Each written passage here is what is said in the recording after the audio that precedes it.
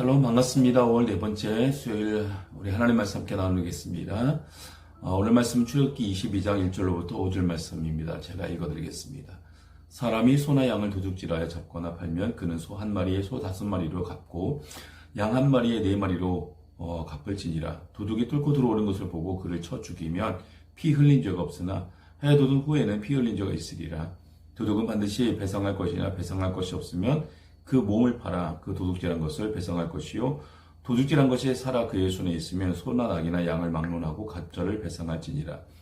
사람이 밭에서나 포도원에서 짐승을 먹이다가 자기의 짐승을 놓아 남의 밭에서 먹게 하면 자기 밭에 가장 좋은 것과 자기 포도원에 가장 좋은 곳으로 배상할지니라. 아멘. 오늘 이 말씀을 가지고 소유보다 귀한 생명이라는 제목으로 말씀 함께 나누기 원합니다.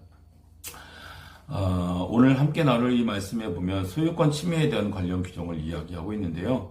1절에서는 그러니까 사람이 손의 양을 도둑질하고 잡거나 팔면 이미 도둑질한 자의 손에서 그것이 다른 누군가에게 넘겨지게 되거나 그 소유물의 생명이 끊어지게 되어지면 그것에 대해서 4배에서 5배의 책임을 물을 것을 이야기하고 있습니다. 반면에 4절에 같은 내용인데요.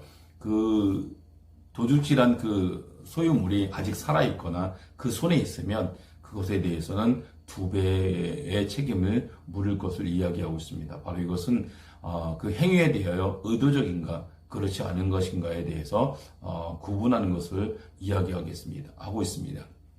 의도적인 행위에 대해서는 더 크게 책임을 묻게 되지만 그렇지 않은 것에 대해서는 평상시와 같은 갑절의 책임을 묻게 되는 것을 보게 되죠. 그리고 2절과 3절에는 도둑의 생명을 해한 것에 대한 이야기가 나오는데요. 도둑이 뚫고 들어온다는 것은 천막을 찍고 들어오거나 또 밤에 몰래 침범한 것에 대해서 이야기하고 있는데 그런 도둑을 쳐 죽이면 그 도둑의 그 피를 흘린 죄, 즉 살인죄에 대해서는 면하게 된다고 이야기합니다. 하지만 3절에서는 낮에 해 돋은 후에 피 흘린 죄는 해 돋은 후에 도둑이 들어왔을 때 그 도둑을 쳐 죽였을 때는 그 살인죄의 책임을 면할 수 없다는 것을 이야기합니다. 왜냐하면 낮에는 누군가에게 도움을 요청할 수 있고 또한 그 도둑을 쫓아낼 수 있기 때문에 그 자신이 가지고 있는 소유물보다 도둑의 생명권을 더 보장해주고 존중해주는 것을 이야기하고 있습니다. 비록 도둑일지라도 하나님의 형상을 가진 사람이기 때문에 그 도둑의 생명까지도 존중해주고 보장해주는 하나님의 그 깊으신 속마음을 우리는 헤아릴 수 있음을 보게 됩니다. 그리고 3절 후반에 보면은 그 도둑이 도둑질했는데 그것을 배상할 것이 없으면 자신의 몸을 팔아서라도 그 도둑질한 것을 배상할 것이라고 이야기하고 있습니다. 즉 자기가 한 행위에 대해서는 어떠한 모양이라도 그 응당한 책임을 져야 하며 그것이 사람의 덕이고 그리고 공동체 내에서 그 관계와 질서를 유지하는 데 필요한 책임이라는 것을 이야기하고 있는 것이죠. 또 5절에 보면은 자기 밭에서나 포도원에서 이제 짐승들이 이제 풀을 뜯어먹거나 를 먹다가 이제 그 자기의 짐승이 놓아져서 다른 사람의 밭에 가서 그 사람의 소유물을 그 짐승들이 뜯어먹게 되어진다면 그것에 대한 책임에 대한 이야기인 건데 바로 그것은 그 짐승들의 주인, 즉 그 행위자가 형식적인 책임을 이행하도록 하는 것이 아니라 가장 좋은 곳으로 배상하라고 이야기하면서 진심 어린 책임 이행을 이야기하고 있는 것을 보게 됩니다. 그냥 당연히 해야 되는 거니까 내가 이렇게 할게 이가 아니라 정말 진심으로 미안해하고 송구해야 하면서 그 행위에 대해서 진심 어린 그런 책임을 이행할 것을 말하고 있는 것이죠.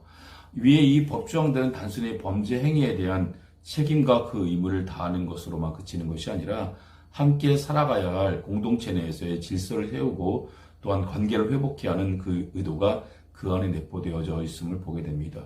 비록 도둑일지라도 그 도둑이 그 관계 내에서 공동체 내에서 쫓겨남을 당하지 않고 함께 회복되어져 살아가기 위해서는 책임 이행의 중요성을 이야기하고 있고 책임을 다했을 경우에 그 공동체도 그 도둑을 받아줄 수 있는 그 관계를 형성해야 함을 이야기하고 있습니다.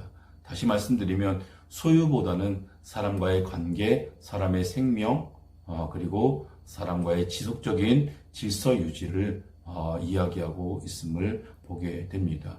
오늘날에도 이 법대로 우리의 삶을 그대로 다 제정할 수는 없겠지만 이 법이 가지고 있는 정신이 우리에게도, 우리 교회 내에게도 또 오늘 살아가는 현대인에게도 있어야 함을 우리는 이 말씀을 통해 다시 한번 깨닫게 됩니다. 오늘 하루 살아가면서 우리에게 주어진 삶의 환경 속에서 나와 함께 부딪히며 함께 호흡하며 살아가는 사람들의 생명과 그들의 관계를 더 소중히 여길 수 있는 하루의 삶이 되기를 간절히 소망합니다.